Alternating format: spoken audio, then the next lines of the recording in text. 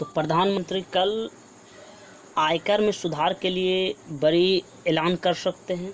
तो प्रधानमंत्री, हमारे देश के प्रधानमंत्री नरेंद्र मोदी कल क्या करेंगे, पारदर्शी कराधान ईमानदार का सम्मान एक वेब पोर्टल है, उसको कल शुभारंभ करेंगे।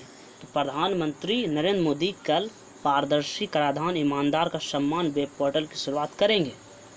किस दिशा में? तो प्रत्यक्ष कर सुधारों की दिशा में सरकार के महत्वपूर्ण उपायों के अंतर्गत इस पोर्टल की शुरुआत वीडियो कॉन्फ्रेंस के जरिए की जाएगी।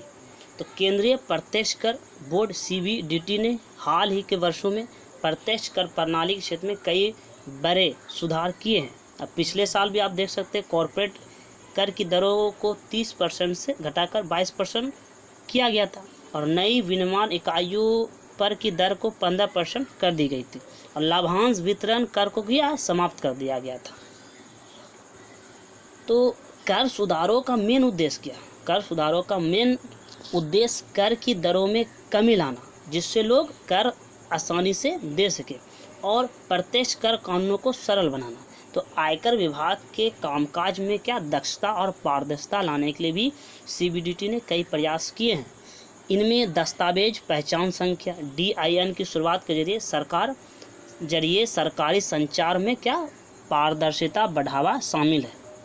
इसके तहत विभाग के प्रत्यक्ष संचार में विशिष्ट दस्तावेज पहचान संख्या प्रदान की जाती है। इसी प्रकार करदाताओं के लिए अनुपालन आसान बनाने के लिए आयकर विभाग ने कर रिटर्न की ऐसी प्रक्रिया आरंभ की जिसमें रिटर्न का फॉर्म पहले ही भरा रहता है, जिससे व्यक्तिगत करदाताओं को पूरा फॉर्म नहीं भरना पड़ता और स्टार्टअप के लिए अनुपालन प्रक्रिया भी सरल बनाई गई है।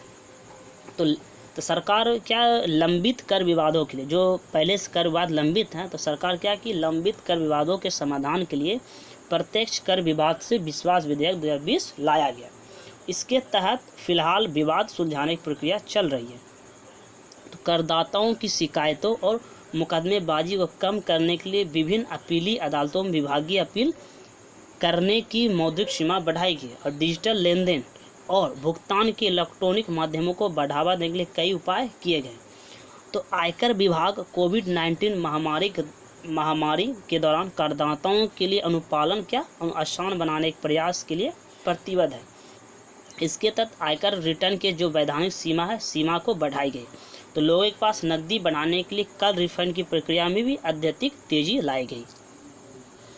तो कल प्रधानमंत्री नरेंद्र मोदी पारदर्शी कराधान ईमानदार का सम्मान वेब पोर्टल लॉन्च करेंगे। इसका मेन उद्देश्य कर सुधारों की प्रक्रिया को आगे बढ़ाना।